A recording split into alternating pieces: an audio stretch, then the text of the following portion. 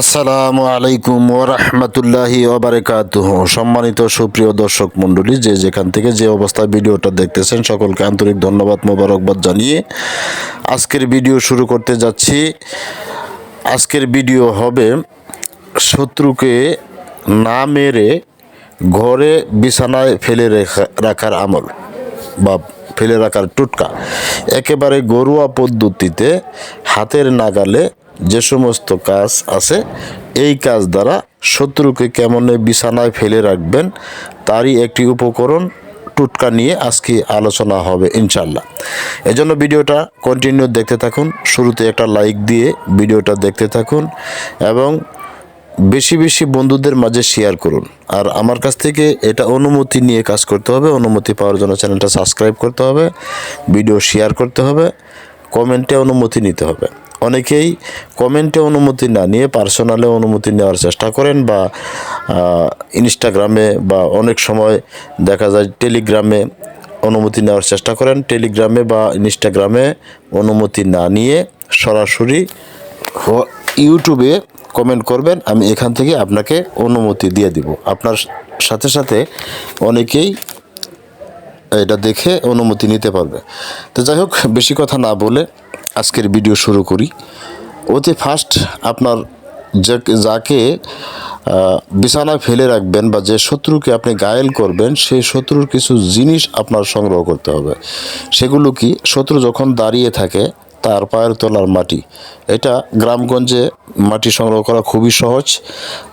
এটা যদি শহর এলাকায় হয় তাহলে এটা খুব কঠিন, কারণ গ্রাম অঞ্চলে মাটি আছে, শহর এলাকায় অনেক সময় মাটি পাওয়া যায় না।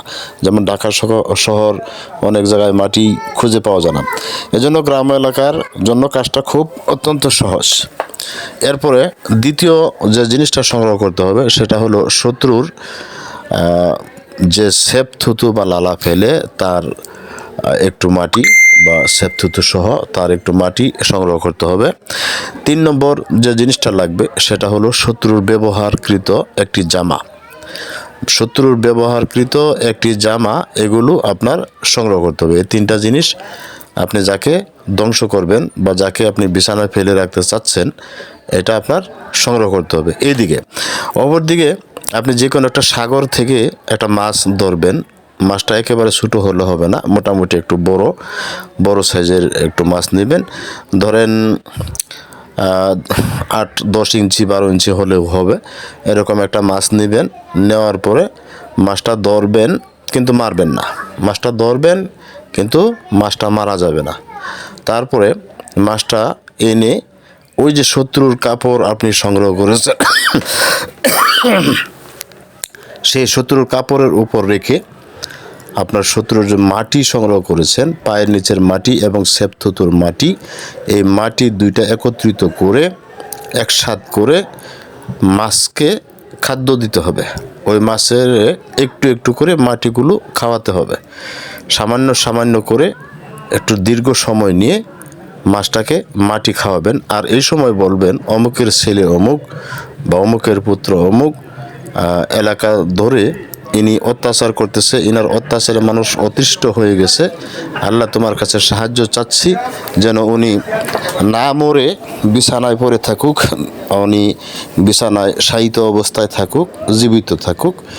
কষ্ট যেরকমভাবে মানুষকে দিছে এরকম কষ্ট উনি বুক করে যাইতে থাকুক। কষ্ট কী জিনিস এটা বুঝুক। আল্লাহ তুমি আমাকে সহযোগিতা করো বা সাহায্য করো। এইভাবে সাহায্য কামনা করে সমস্ত মাটি খাওয়াবেন। যে শত্রু আছে, শত্রুর উদ্দেশ্যে সমস্ত মাটি ওই মাছটাকে খাওয়াবেন।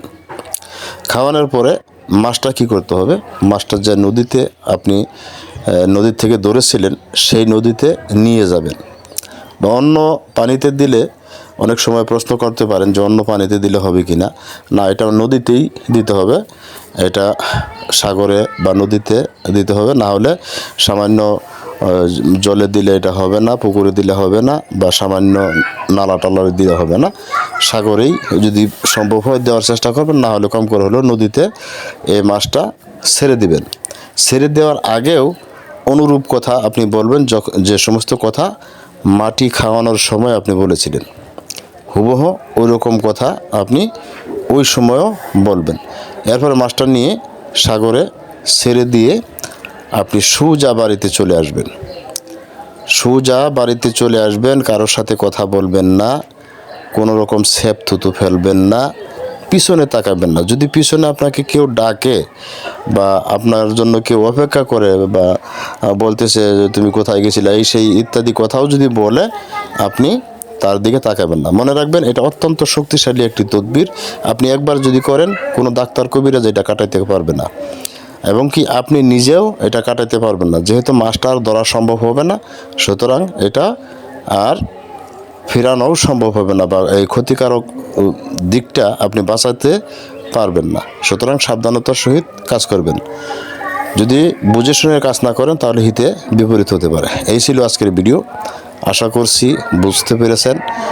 যদি বুঝতে না পেরে থাকেন, তাহলে কমেন্টে জানাবেন। ভালো থাকেন সকলে, সুস্থ থাকেন, সুন্দর থাকেন, এই কামনায় আজকের মতো এখানে বিদায় নিচ্ছি। আল্লাহ হাফেজ।